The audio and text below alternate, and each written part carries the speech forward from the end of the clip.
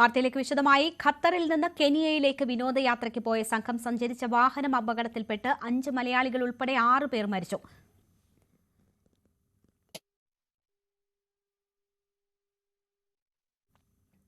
പാലക്കാട് മണ്ണൂർ സ്വദേശികളായ റിയ, മകൾ ഡെയ്റ, തിരുവനന്തപുരം സ്വദേശി ഗീത, ഷോജി ഐസക്, ജസ്ന, റൂഫി മെഹ്റിൻ എന്നിവരാണ് മരിച്ചത്. അപകടത്തിൽ 20 പേർക്ക് പരിക്കേറ്റു. 5 പേരുടെ നില ഗുരുതരമാണ്.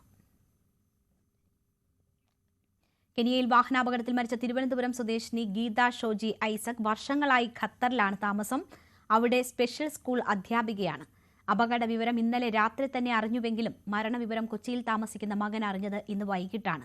അപകടത്തിൽ അച്ഛനും സഹോദരനും പരിക്കേറ്റെങ്കിലും ഗുരുതരമല്ലെന്ന് ഗീതയുടെ മകൻ ഡോക്ടർ ജോയൽ മാധ്യമങ്ങളോട് പ്രതികരിച്ചു. എൻ്റെ മദറും ഫാദറും എൻ്റെ ബ്രദറും ഉണ്ടായിരുന്നു ആ ബസ്സിൽ. അവർ ബേസിക്കലി ഖത്തറിൽ നിന്ന് കെനിയയിൽ ഒരു 1 വീക്ക് ട്രിപ്പിന് പോയിരിക്കുമായിരുന്നു, ഒരു സഫാരി ട്രിപ്പിന്.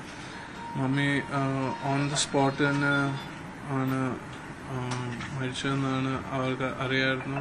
അത് പറയാതിരിക്കുമായിരുന്നു. ഇപ്പോൾ ജസ്റ്റ് 2 hours മുമ്പേ ഞാൻ അറിയുന്നത്. ആൻഡ് ദെൻ മമ്മീൻ്റെ ബോഡി ആണെങ്കിൽ അവർ എയർലിഫ്റ്റ് ചെയ്ത് നൈറോബി കൊണ്ടുപോയിട്ടുണ്ട്. ഇപ്പോൾ ഓവറോൾ സ്റ്റേബിളാണ്, ലൈഫ് ത്രെറ്റനിങ് ഒന്നുമില്ല. പക്ഷേ ഫ്രാക്ചേഴ്സ് ആണ് മെയിൻലി.